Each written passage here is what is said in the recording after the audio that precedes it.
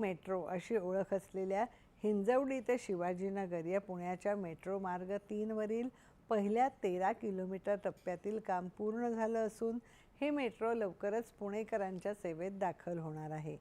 Pune ITCT metro rail लिमिटेडचे मुख्य कार्यकारी अधिकारी अनिल कुमार सैनी यांनी आज याबाबत अधिकृत माहिती दिली. RK लक्ष्मण ते मान या 13 किलोमीटर अंतराच्या पहिल्या टप्प्यातल्या 12 मेट्रो स्थानकांचं काम पूर्ण झालं आहे.